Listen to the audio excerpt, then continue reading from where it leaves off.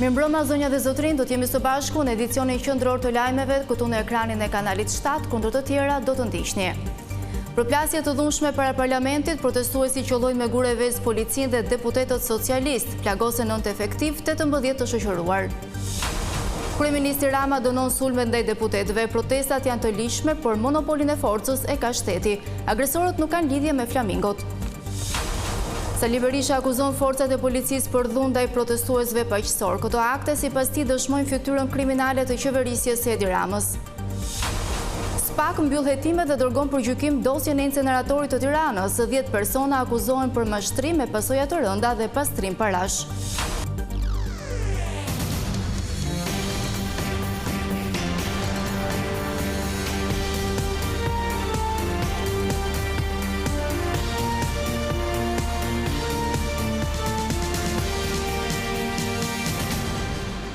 Vjojmë gjërësisht.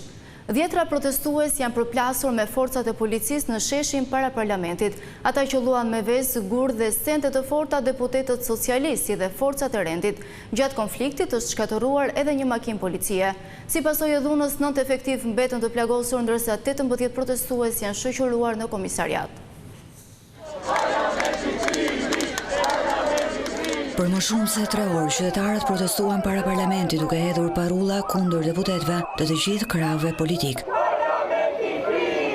Policia vendosi herët në mëngjes një perimetër sigurie tek 2 hyrjet kryesore të godinës ku zhvillohet seanca plenare, duke mos lejuar që protestuesit u afroheshin deputetëve. Qytetarët hodhën vezë e shisha uji në shenjë revolte ndaj parlamentit, duke deklaruar se deputetët nuk i përfaqësojnë.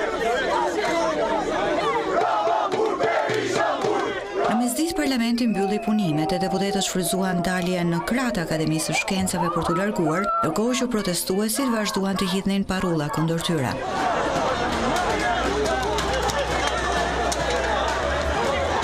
Rreth orës 12:45 minuta, forcat e policisë ndërhyn për të larguar protestuesit nga sheshi. E pas tensioneve, u përdor spraj e ujë për t'i shpërndar ata. Protestuesit reaguan duke qelluar me gur forcat e policisë, të cilët përdorën gjithashtu edhe gaz lotësiellës. Situata u tensionua pasi protestuesit sulmuan një makinë policie që ndodhej aty duke i thyer xhamat.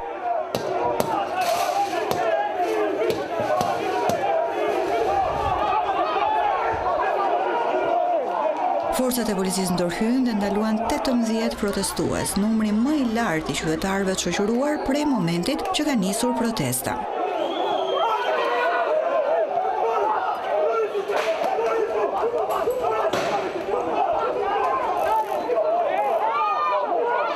Gjatë përplasjeve mes forcave të policisë, disa protestues mbetën të lënduar e morën ndihmë mjekësore, gjithashtu 9 policë raportohet se kanë mbetur të lënduar.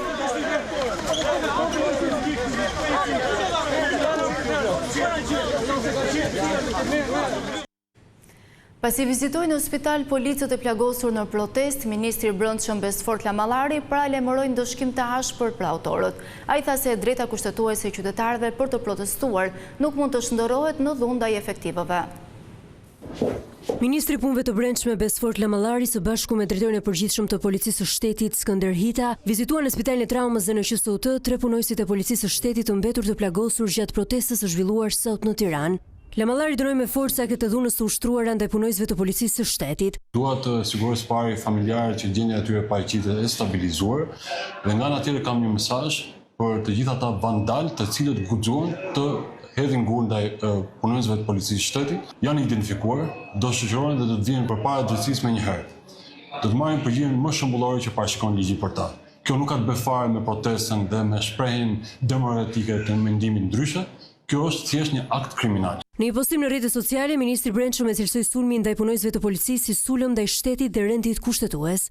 Askush nuk ka të drejtë të abuzojë në emër të së drejtës kushtetuese për tubim dhe manifestim paqësor dhe ta shndërrojë atë në dhunë flagrante me gur të hedhur ndaj punonjësve të policisë. Secili prej tyre që sot ngriti dorën ndaj punonjësve të ligjit do të ketë të njëjtin fat si frymëzuesit e tyre me molotov dje dhe që sot fshehën duar duke mos ardhur në parlament. 9 efektiv mbetën të plagosur gjatë përplasjeve si dhe u lëndua një protestues. Ndërkohë policia ka shoqëruar 18 persona të cilët sulmuan me vezë makinat e deputetëve para parlamentit. Në një takim me pensionistët, kryeministri Rama komentoi sulmet ndaj deputetëve në nisje të seancave parlamentare. Ai tha se e drejta për protestë nuk duhet ngatëruar me monopolin e forcës të cilin e ka vetëm shteti. Përplasjet mes protestuesve dhe deputetëve gjatë protestës përpara parlamentit në seancën e 30 qershorit sollën reagimin e kryeministrit Edi Rama. Gjatë një takimi me pensionistët, kreu i qeverisë u shpreh se ndonë se tubimet lejohen në çdo vend demokratik. Ato nuk duhet të përshkallëzohen. Këtu nuk ka rrahje protestuesish paqësor. Kur ti shkon atje një grup për të ushtruar presion fizik mbi deputetët, aty pasaj jemi në të tjera territore. Ata që sipas Ramës hodhën vezë dhe kërcënuan ligjvënësit, nuk janë protestuesi që kërkojnë anulimin e projektit të Zvërnecit, por persona që kanë dalë për interesat e tyre. Po ata që bëjnë këtë nuk kanë lidhje me flamingot. Flamingot janë paqësor. Dallimi midis flamingove dhe sorrave e korbave është flamingot janë paqësor, ndërkohë që sorrat dhe korbat janë të dhunshëm. Duke i cilësuar organizatorët e protestave si sharlatan, delirante dështak, kryeministri tha se ata janë të dëshpëruar dhe nxjerrin teori kundër resorteve luksoze. Tani, gjithë farë lloj sharlatanësh, gjithë farë lloj delirantësh, gjithë farë lloj dështakësh që janë sprovuar në skenën publike dhe që kanë akumuluar një mlef shumë të madh, sepse ju duket se dështimi i tyre është për fajin tim edhe për fajin e qeverisë tonë, bëjnë teorira dhe i hedhin popullit gjithë farë lloj aguridesh. Ndërkohë, Rama u shpreh se pensionistët kanë përfituar për herë të parë bonus vere për shkak të rritjes së ekonomisë në vend. Teksa jashtë parlamentit, protestuesit përplaseshin me policin, mazhoranca mbajti seancën pa praninë e opozitës. Kreu i grupit socialist Tauland Balla tha se kuvendi do vazhdoj punën deri në maj të vitit 2029, siç e kanë mandatuar shqiptarët. Mbledhja e parlamentit zgjati më pak se 2 orë në mungesë të deputetëve demokratë. Socialistët diskutuan të vetëm për kërkesat e protestuesve. Në emër të mazhorancës, kryetari i grupit parlamentar Tauland Balla deklaroi se askush nuk mund t'i bëjë presion parlamentit, duke theksuar se zgjedhjet parakohshme nuk do të ketë. Jo sot, po çdo ditë ky kuvend deri në maj të vitit 2029 do ta vazhdoj ta ushtroj mandatin që na kanë besuar qytetarët shqiptarë dhe grupi parlamentar i Partisë Socialiste do t'i qëndroj besnik plot 856.177 votave që na kanë sjellë në këtë sallë. Nga brenda sallës kuvendit, Tauland Balla komentoi protestën jashtë duke i krahasuar protestuesit me nazistët.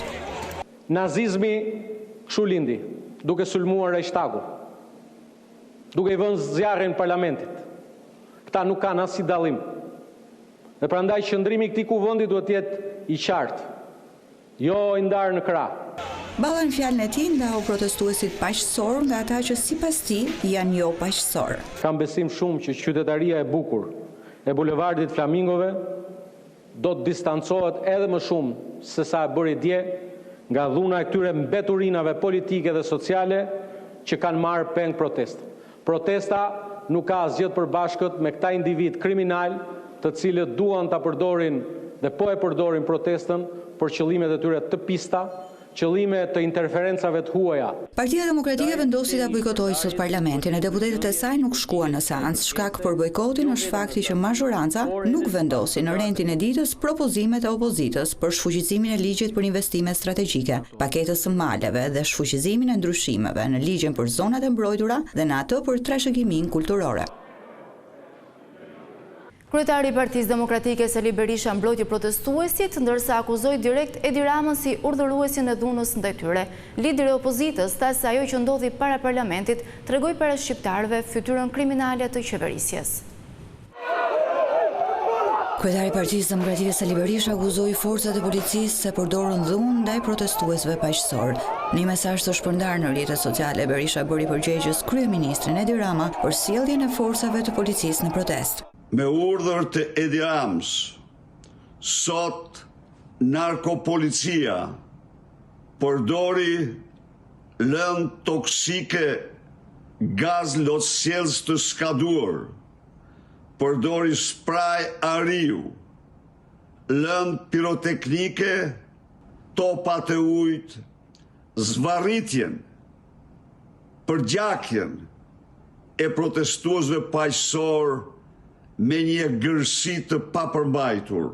Sipas Berishës, sjellja e forcave të policisë tregon fytyrën e vërtetë të qeverisjes socialiste. Edi Rama dhe organizata e tij kriminale shpërfaqi para shqiptarëve moralin dhe fytyrën e tyre kriminale të vërtetë. Dëshmojnë se janë të aftë dhe të gatshëm të nërmarin çdo krim dhe çdo akt për të mbrojtur karrigën e tyre. Kryetari i Partisë Demokratike dënoi dhunën e ushtruar sipas tij ndaj protestuesve e kërkoi në emër të opozitës lirimin e të gjithë atyre që u shoqëruan nga policia.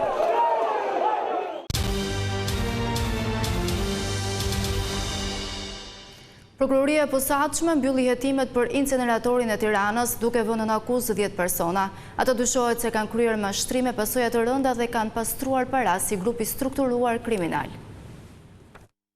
5 vjetë hetimi u desh prokurorisë posaçme për të dërguar për gjykim 12 të pandehur për inceneratorin e Tiranës. Mes tyre bën pjesë Mirel Mërtiri, Klodian Zoto si dhe 10 persona të tjerë bashkëpunëtorë në dhënien e koncesionit, përfshirë edhe 2 të huaj. Ndaj tyre rëndon akuza mashtrime pasoja të rënda dhe pastrim përmes krimit organizuar. Në krye të kupolës së grupit kriminal, SPAK thot se qëndrojnë 2 biznesmenët në Arrati, Mërtiri dhe Zoto, të cilët nuk janë arrestuar asnjëherë, ndonse janë shpallur në kërkim për të 3 inceneratorët, edhe të Elbasanit edhe të Fierit, si përgjegjës për krijimin e skemës së mashtrimit. Nga hetimet doli zbuluar se janë pastruar të paktën 20 milion euro, ndërsa u hodh dritë se vepra është kryer në vazhdimsi që nga momenti i lidhjes së kontratës koncesionare më 31 gusht 2017. Vlerat monetare janë marrë nga llogaria bankare e shoqërisë dhe injektoheshin në treg nga kompanitë fantazm brenda dhe jashtë vendit. Ndërkaq në prill të 2025-s, gjykata e posaçme shpalli fajtorish ministrin e mjedisit Lefter Koka për inceneratorin e Tiranës. Ai u akuzua se shpërndoroi detyrën dhe u dënua me 3 vjet burg, dënim që me gjykim të shkurtuar ju ul në 2 vjet heqje lirie. Togat e zeza gjithashtu i ndaluan ish zyrtarit ushtrimin e funksioneve publike për 5 vitet e ardhshme. Dosja e inceneratorit të Tiranës ishte ndarë në 3 fraksione. Në një prej tyre është edhe ish sekretari i përgjithshëm i Ministrisë së Mjedisit Alqi Bllako. Ai u dënua për korrupsion, ndërsa gjykata vendosi që çështja ndaj tij të gjykohej veçmaz. Bllako u dënua me 4 vjet burg, dënim që me gjykim të shkurtuar ju ul në 2 vjet e 8 muaj heqje lirie. Një sesi lëndë plasëse që dyshohet të jetë tritol ka shpërthyer në orët e para të mëngjesit në një lokal në lagjen Pavarësia në Vlorë. Biznesi është në pronësi të ish policit Granit Peçi. Si pasojë e shpërthimit janë shkaktuar dëme të konsiderueshme materiale në ambientet e lokalit, ndërsa është dëmtuar edhe një automjet që ndodhi i parkuar pranë vendit të ngjarjes. Por fatmirësisht nuk ka persona të lënduar. Policia e Vlorës nisi hetimet e ngjarjes, ndërsa siguroi pamje nga kamerat e sigurisë e po ashtu edhe dëshminë e disa personave, por ende nuk janë të qarta shkaqet e krimit dhe autorët e tij.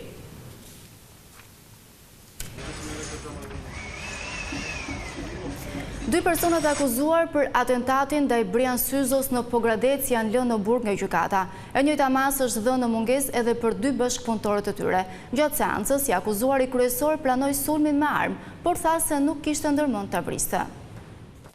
Gjykata e Korçës ka caktuar masën e sigurisë arrest me burg për Nikola Sagollin dhe David Priftin, të arrestuar për plagosjen me armë zjarri të Brian Syzos, ngjarje ndodhur pak ditë më parë në Pogradec. Gjatë seancës gjyqësore, Nikola Sagolli ka pranuar se ka qenë ai që ka qelluar me armë, por ka mohuar se ka pasur qëllim ta vriste të riun. E bëra, e godita, por jo me qëllim për ta vrarë. E godita në këmbë që ai të kuptonte çfarë do të thotë të plagosësh dikë. Siç më ranë mua dhe më plagosën me thik vitin e kaluar. Kam qenë vetëm në makinë. Sipas tij, ngjarja lidhet me një konflikt të mëparshëm, duke pretenduar se vëllai Brian Syzos e kishte dhunuar dhe plagosur me thik një vit më parë, çka sipas Sagollit e shtyu të hakmerrej. Nga ana tjetër, David Prifti nuk e ka pranuar akuzën. Ai ka deklaruar se në momentin e ngjarjes nuk ndodhej me Nikola Sagollin, por ishte në një vend tjetër, duke mohuar çdo përfshirje në plagosje.